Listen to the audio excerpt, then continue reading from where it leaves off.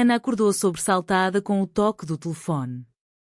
Era meia-noite e a mensagem de Sofia pescava na tela. Onde estás? A festa está bombando. Mas Ana já havia perdido comboio para Lisboa, presa no trânsito infernal da autoestrada. Foi então que a mãe de Sofia, a senhora Isabel, que estava em casa cuidando de uns assuntos, sussurrou ao telefone. Não te preocupes, querida. Podes celebrar comigo em vez disso. Aquelas palavras ecoaram como um trovão na mente de Ana, despertando algo que ela tentava enterrar há meses. Ana hesitou por um momento, o coração acelerado. Isabel era uma mulher de 40 e poucos anos, elegante como as ruas empedradas do bairro Alto, com olhos castanhos profundos que pareciam ler almas.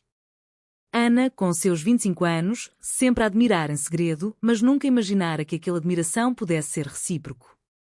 Ela desligou o telefone e dirigiu até à casa de Sofia, no coração de Alfama, onde as luzes das janelas tremiam como segredos não ditos. Ao chegar, Isabel abriu a porta com um sorriso cálido, vestida num robe simples que realçava sua figura esguia. Entra, Ana. A noite ainda é jovem. Elas sentaram-se na sala de estar, rodeadas por fotos de família que contavam histórias de uma vida aparentemente perfeita. Isabel com o marido, agora falecido, e Sofia, a filha única que Ana conhecera na universidade. Isabel serviu um copo de vinho do Porto, e a conversa fluiu naturalmente sobre a vida, os sonhos e as frustrações. Ana falou da pressão do trabalho como designer gráfica em uma agência de Lisboa, onde os prazos apertados a deixavam exausta. Isabel, por sua vez, confessou a solidão desde a morte do marido 3 anos antes. A sociedade espera que eu fique de luto para sempre, disse ela, com um tom amargo. Mas eu sou mais do que uma viúva. À medida que a noite avançava, o ar ficava carregado de tensão. Ana sentiu um formigamento na pele quando Isabel tocou levemente em seu braço, um gesto inocente que enviou ondas de eletricidade pelo seu corpo. Ela sabia que aquilo era perigoso. Sofia era sua melhor amiga e Isabel era. Bem, a mãe dela. Mas o vinho desinibiu as barreiras e Ana encontrou-se compartilhando segredos que nunca revelara a ninguém. Eu sempre me senti atraída por mulheres, admitiu Ana, as palavras saindo como um suspiro. Isabel não recuou, em vez disso, seus olhos brilharam com compreensão. Eu também, Ana. Mas nunca tive coragem de viver isso. A confissão pairou no ar como fumaça de cigarro. Ana sentiu um misto de alívio e terror. Como poderia trair Sofia assim? A amizade delas era sagrada, construída ao longo de anos de confidências e aventuras pela noite lisboeta. Mas ali, na quietude da casa, com o som distante do fado e quando pelas ruas, algo se acendeu. Isabel aproximou-se e, por um instante, seus lábios quase tocaram. Ana recuou, o coração em disparada. Não podemos fazer isso, murmurou ela. Isabel assentiu, mas o dano já estava feito. A semente da dúvida fora plantada. No dia seguinte, Ana acordou com uma ressaca moral. Sofia ligou, animada com a festa da noite anterior. Pena que não vieste. Foi épico. Ana forçou um riso, mas sua mente estava em Isabel. Ela decidiu ignorar o ocorrido, atribuindo ao vinho e à solidão. Mas as mensagens começaram a chegar, discretas, carinhosas, de Isabel. Pensei em ti esta manhã. Ana deletava-as imediatamente, mas o calor no peito persistia. No trabalho, distraída, errou um projeto importante, recebendo uma repreensão do chefe. Concentra-te, Ana. Não podemos perder clientes por causa de devaneios. A pressão familiar também pesava. Seus pais, conservadores de uma pequena vila no Alentejo, esperavam que ela se casasse em breve. Quando vais nos dar netos? Perguntava a mãe em chamadas semanais. Ana sentia-se sufocada pelas expectativas sociais de Portugal, onde o casamento tradicional ainda era norma, apesar dos avanços nos direitos LGBT. Ela participava de marchas do orgulho em Lisboa, mas no fundo temia o julgamento. E agora, com Isabel, tudo se complicava. Era uma atração genuína ou apenas uma rebelião contra a norma? Dias se passaram e Ana evitou a casa de Sofia. Mas o destino conspirou. Sofia convidou-a para um jantar familiar. Vem, minha mãe insiste. Ana aceitou, relutante. Ao chegar, Isabel a cumprimentou com um abraço que durou um segundo a mais. Durante o jantar, as conversas fluíram, mas sob a mesa, os olhares se cruzavam como faíscas. Sofia, alheia, tagarelava sobre seu novo namorado. Ana sentiu uma pontada de ciúme irracional. Após o jantar, enquanto Sofia lavava a louça, Isabel puxou Ana para o corredor. Não consigo parar de pensar em ti, sussurrou. Ana, tremendo, respondeu, eu também não. Aquele momento marcou o início da queda. Elas começaram a se encontrar em segredo, cafés escondidos em Belém, passeios noturnos pelo Tejo. Cada encontro era uma mistura de euforia e culpa. Ana questionava suas escolhas. Era certo trair a confiança de Sofia? Isabel, por sua vez, lutava com o papel de mãe. Sofia nunca entenderia, dizia ela. Mas a conexão era profunda, alimentada por conversas sobre perdas, sonhos e a luta contra preconceitos. Em uma sociedade onde o catolicismo ainda influenciava normas, elas se sentiam como hereges. A tensão aumentava. Ana começou a mentir para Sofia sobre seus planos. Estou ocupada com trabalho. Sofia, sensível, notou a distância. O que se passa contigo, Ana? A amizade começava a rachar e Ana pagava o preço com noites insones, atormentada por dilemas éticos. Devia confessar? Ou enterrar tudo? O conflito interno a consumia, transformando-a em uma sombra de si mesma. Os encontros clandestinos tornaram-se rotina. Ana e Isabel encontravam-se em hotéis discretos nos arredores de Lisboa, onde ninguém as conhecia.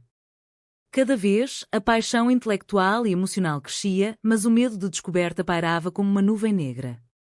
Isabel contava histórias de sua juventude, quando reprimira traços semelhantes por causa da família conservadora. Meu casamento foi uma prisão dourada, confessava ela, lágrimas nos olhos.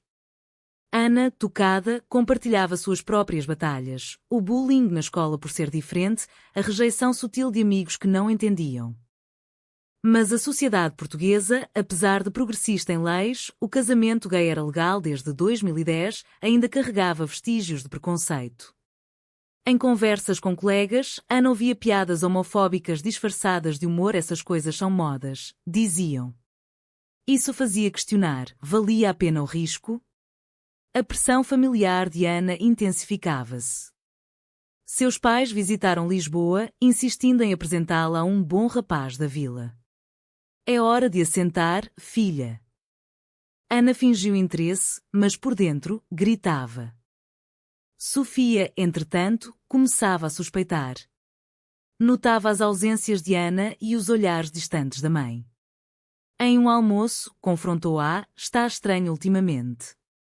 Há algo que não me contas? Ana negou, mas a mentira pesava como chumbo. Isabel, por sua vez, lutava com a culpa materna. Estou traindo minha filha, desabafava em um encontro. Ana, dividida, sugeria parar, mas nenhuma conseguia. A atração era magnética, um bálsamo para feridas antigas.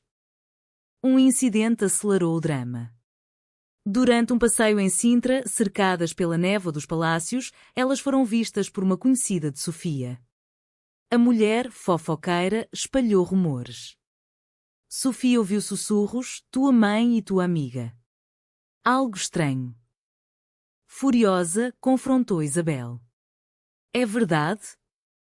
Isabel negou veementemente, mas a semente da dúvida germinou. Sofia, magoada, distanciou-se de ambas. Preciso de espaço, disse ela a Ana por mensagem. Ana sentiu o mundo desabar. A amizade com Sofia era sua âncora e agora, por causa de uma escolha impulsiva, tudo ruía. No trabalho, seu desempenho piorou. Ela perdeu um cliente importante, recebendo uma advertência. Se não tem direitas, estás fora, ameaçou o chefe. Em casa, sozinha no apartamento em Campo de Ourique, Ana chorava, questionando sua moralidade. Era amor ou egoísmo? A sociedade a julgaria como predadora? Isabel, isolada, enfrentava escrutínio familiar. Seus irmãos, devotos católicos, pressionavam: não manches o nome da família. Apesar da dor, elas continuaram. Em um encontro tenso no Porto, durante uma viagem de negócios, discutiram o futuro. Devemos contar a Sofia, propôs Ana. Isabel recusou e isso a destruiria. A discussão escalou para uma briga, com acusações voando. Estás usando-me para preencher teu vazio, gritou Ana. Isabel, ferida, rebateu. E tu? És corajosa o suficiente para assumir isso publicamente? Elas se separaram em raiva, mas o laço persistia. Dias depois, Sofia marcou um encontro com Ana em um café no Chiado. Preciso saber a verdade. Ana, tremendo, confessou parcialmente: eu e tua mãe. Nos aproximamos. Sofia explodiu: como pudeste? És minha amiga. Lágrimas rolaram e Sofia saiu correndo. Ana ficou ali, destruída, pagando o preço da traição. A amizade, outrora inquebrantável, agora era cinzas. Isabel, ao saber, entrou em pânico. O que fizemos? Ela questionava sua maternidade, priorizar o desejo sobre o bem-estar da filha? A sociedade portuguesa, com sua ênfase em família, a condenava internamente. Ela procurou terapia, mas o segredo a corroía. Ana, por sua vez, enfrentava o isolamento. Amigos comuns tomavam partido de Sofia, deixando-a sozinha. O conflito ético a atormentava: o amor justifica a dor causada? A tensão atingia o pico. Ana decidiu confrontar seus pais, revelando sua orientação. Sou lésbica, disse em uma chamada. O silêncio foi ensurdecedor, seguido por rejeição: isso é uma fase. Volta para casa e rezaremos. Ana desligou, sentindo-se mais perdida que nunca. Isabel, paralelamente, lutava para reconquistar Sofia. Foi um erro, mentiu ela. Mas Sofia, inteligente, via além. Vocês se amam? A revelação de Sofia marcou um ponto de virada. Ela, após o choque inicial, começou a processar. Como isso aconteceu? Perguntou em uma conversa tensa com a mãe. Isabel, com voz trêmula, explicou: foi gradual. Ana é especial. Sofia sentiu uma mistura de raiva e empatia. Como filha única, sempre admirara a força da mãe, mas isso abalava suas fundações. E eu? Onde fico nisso tudo? Isabel chorou, pedindo perdão. Nunca quis te magoar. Ana, excluída, sofria em silêncio. Seu apartamento tornara-se uma prisão onde revivia memórias. Ela perdeu peso, o apetite sumiu sob o peso da culpa. No trabalho, pediu licença, alegando estresse.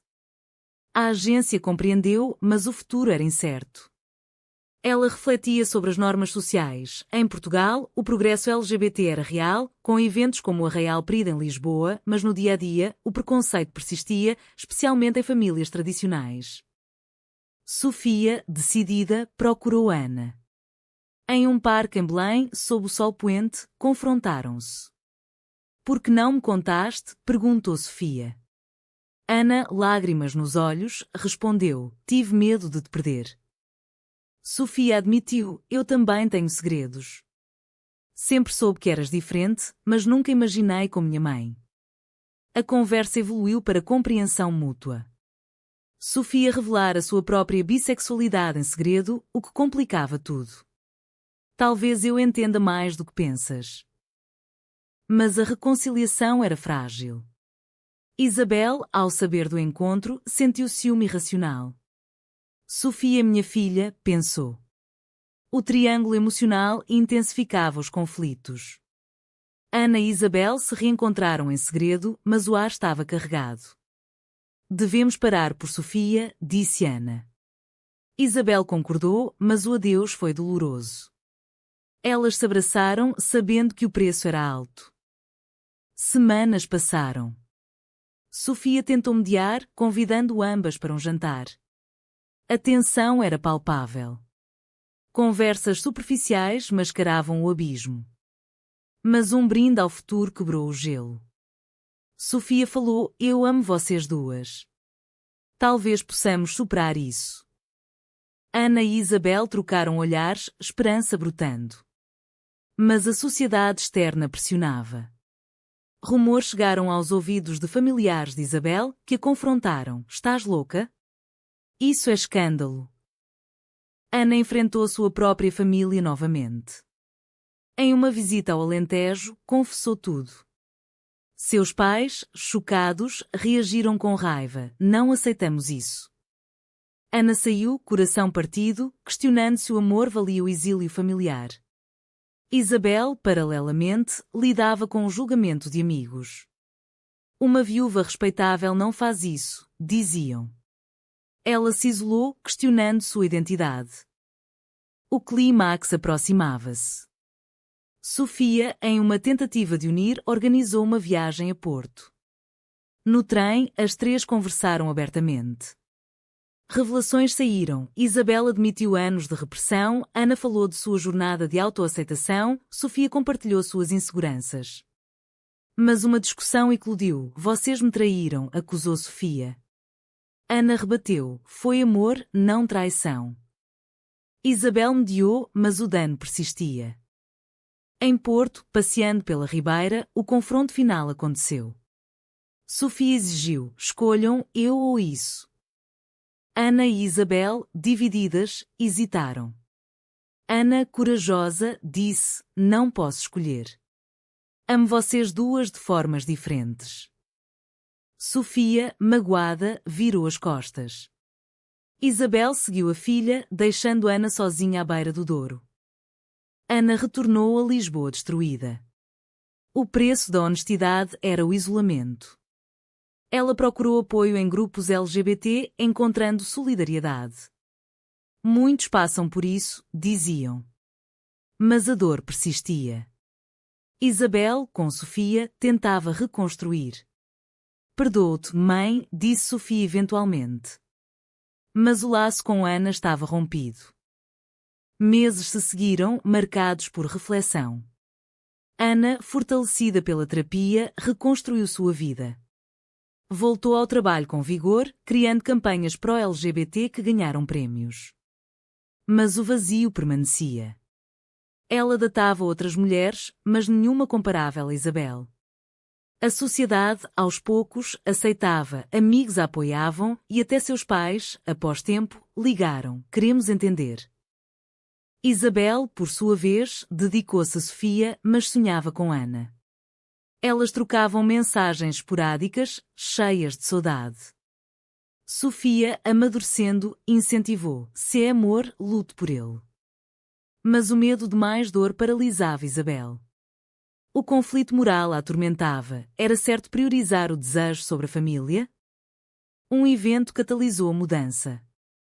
Durante o período em Lisboa, Ana e Isabel se encontraram por acaso na multidão. Olhares se cruzaram e o tempo parou. Elas conversaram, revivendo memórias.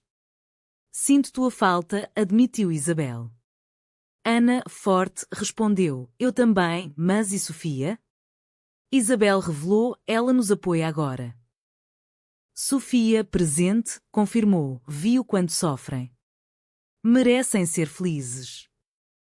A reconciliação começou. As três jantaram, discutindo o futuro. Mas desafios persistiam: o julgamento social, a diferença de idade, as expectativas familiares. Ana questionava: podemos sobreviver a isso? Isabel, otimista, dizia: juntas, sim. A relação evoluiu cautelosamente. Encontros públicos, mãos dadas em ruas de Lisboa, desafiando olhares. Ana enfrentou preconceito no trabalho, colegas murmuravam, mas ela ergueu a cabeça. Isabel, com família, defendeu sua escolha: é minha vida. Sofia, aliada, ajudava a navegar as águas turbulentas. Mas uma traição inesperada abalou tudo. Um ex-amigo de Sofia, ciumento, espalhou fotos delas online. O escândalo explodiu. Jornais sensacionalistas publicaram viúva e amiga da filha, amor proibido? Ana perdeu clientes, Isabel enfrentou ostracismo. Sofia, furiosa, confrontou o culpado, mas o dano estava feito. Elas se uniram na crise. Ana, resiliente, usou a plataforma para advogar: amor não tem idade ou gênero. Isabel juntou-se, compartilhando sua história. Sofia apoiou publicamente. O apoio veio de comunidades LGBT, transformando a dor em empoderamento. No entanto, o preço era alto. Ana sofreu assédio online, Isabel perdeu amigos antigos. Elas questionavam: valia a pena? A resposta veio em momentos íntimos, onde o amor superava o caos.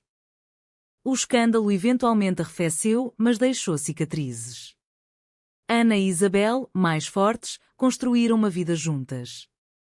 Mudaram-se para um apartamento em Cascais, longe do bulício de Lisboa. Sofia visitava frequentemente a família reconstituída. Mas tensões internas persistiam. Ana lutava com inseguranças sobre a diferença de idade, Isabel com o medo de perder Sofia novamente. Em uma noite chuvosa, discutiram o futuro. Casamos, propôs Ana. Isabel hesitou: e a sociedade? Mas decidiram um casamento discreto na praia, com Sofia como testemunha. A cerimônia foi emotiva, selando o compromisso apesar das ODS. Anos passaram. Ana tornou-se ativista proeminente, Isabel escreveu um livro sobre sua jornada. Sofia, orgulhosa, seguiu seu caminho, casando-se com uma mulher. A família expandiu, desafiando normas.